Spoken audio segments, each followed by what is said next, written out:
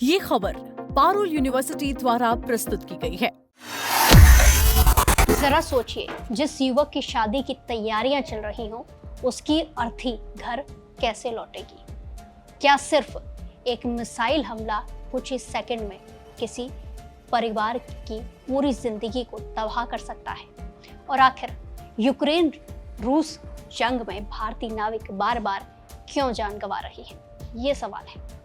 खबर सिर्फ एक युद्ध की नहीं, बल्कि एक ऐसे बेटे की है जो अपने माता पिता का इकलौता सहारा था, जिसकी सगाई को अभी एक हफ्ता ही हुआ था और 2 महीने बाद उसके सिर पर सेहरा सजना था। लेकिन किस्मत ने ऐसा मोड़ लिया कि अब घर में शादी की शहनाइयों की जगह मातम पसरा हुआ है। रूस और यूक्रेन के बीच जारी युद्ध ने एक बार फिर भारत को गहरा दर्द दिया है। यूक्रेन के ओडिशा तट के पास एक कार्गो जहाज पर हुए रूसी मिसाइल हमले में 4 भारतीय नागरिकों की मौत हो गई है।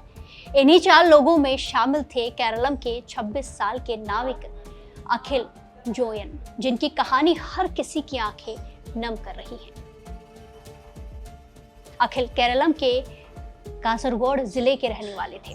परिवार के लोगों और स्थानीय प्रतिनिधियों के मुताबिक उनकी सगाई हाल ही में हुई थी। वो करीब 3 महीने पहले सगाई के लिए घर आए थे और 1 महीने पहले ही फिर से जहाज पर ड्यूटी ज्वाइन करने चले गए थे। परिवार शादी की तैयारियों में जुटा था और अगले 2 महीने बाद शादी होने वाली थी। लेकिन किसी ने नहीं सोचा था कि दुल्हा बनकर लौटने वाला बेटा अब इस तरीके से घर वापस आएगा। अखिल पिछले 6 साल से मर्चेंट नेवी में नाविक थे। सिर्फ 19 साल की उम्र में उन्होंने समुद्र का रास्ता चुना था ताकि अपने माता पिता का भविष्य बेहतर बना सके। बताया जा रहा है कि वो जल्द ही बेहतर नौकरी भी तलाश रहे थे। परिवार की आर्थिक जिम्मेदारी लगभग पूरी तरह उन्हीं के कांधों पर थी। उनके पिता एक इलेक्ट्रॉनिक की दुकान पर काम करते थे, जबकि माँ बीमा एजेंट है। हाल ही में परिवार ने बड़ी मेहनत से नया घर बनाया था। अब वही घर जहां शादी की खुशियां आने वाली थी, वहां मातम छाया हुआ है। स्थानीय लोगों के मुताबिक अखिल सिर्फ एक मेहनती नाविक ही नहीं थे, बल्कि बेहद शांत, अनुशासित और मिलनसार इंसान थे। इलाके में वो रस्साकशी के अच्छे खिलाड़ी के रूप में भी जाने जाते थे। यही वजह है कि उनके निधन की खबर से पूरा गांव सदमे में है।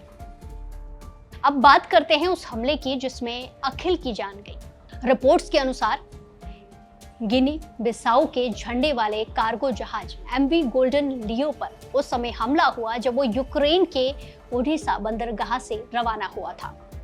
जहाज मक्का लेकर जा रहा था। कुछ ही देर बाद रूसी मिसाइल ने जहाज को निशाना बना लिया। इस हमले में कुल 10 लोगों की मौत हुई है, जिसमें 5 सीरियाई नाविक और 4 भारतीय बताए जा रहे हैं। हालांकि 8 लोगों को सुरक्षित बचा लिया गया है। वहीं अखिल के परिवार को इस हादसे की जानकारी 20 जुलाई सोमवार शाम शिपिंग कंपनी के ईमेल के जरिए मिली। सोचिए, जिस परिवार को शादी की तारीख तय करनी थी, उसे अचानक बेटे की मौत का संदेश मिल जाए। उस दर्द का अंदाजा भी लगाना मुश्किल है। अब इस मामले में केरलम सरकार भी सक्रिय हो गई है। मुख्यमंत्री कार्यालय ने अनिवासी केरलम वासी मामलों के विभाग को निर्देश दिए हैं कि वो विदेश मंत्रालय और रूसी दूतावास के साथ मिलकर पूरी जानकारी जुटाएं। साथ ही अखिल के पार्थिव शरीर को भारत लाने और परिवार की हर संभव मदद करने की कोशिश की जा रही है। ये घटना सिर्फ एक परिवार का दर्द नहीं है, ये उन हजारों भारतीय नाविकों की चिंता भी सामने लाती है जो दुनिया के अलग अलग हिस्सों में काम करते हैं और कई बार युद्ध जैसे खतरनाक इलाकों से भी गुजरते हैं। सबसे बड़ा सवाल उठ रहा है, क्या ऐसे संवेदनशील क्षेत्रों में काम कर रहे भारतीय नागरिकों की सुरक्षा के लिए अंतर्राष्ट्रीय स्तर पर और मजबूत इंतजाम होने चाहिए? क्या युद्धग्रस्त इलाकों में जाने वाले जहाजों के लिए अतिरिक्त सुरक्षा व्यवस्था जरूरी है? सोशल मीडिया पर भी लोग अखिल को श्रद्धांजलि दे रहे हैं। कई लोग मांग कर रहे हैं कि परिवार को पर्याप्त आर्थिक सहायता मिले और ऐसे मामले में भारतीय नागरिकों की सुरक्षा को लेकर नई नीति बनाई जाए। युद्ध सिर्फ देश के बीच नहीं होता, इसकी सबसे बड़ी कीमत आम लोगों को चुकानी पड़ती है।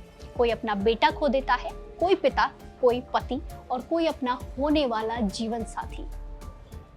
आप इस पूरे मामले में क्या कुछ सोचते हैं? क्या युद्धग्रस्त इलाकों में भारतीय नागरिकों की सुरक्षा के लिए सरकार को और बड़े और कड़े कदम उठाने चाहिए? अपनी राय कमेंट्स में जरूर दें और बाकी देश और दुनिया की तमाम बड़ी अपडेट्स के लिए जुड़े रहिए दैनिक जागरण के साथ। नमस्कार।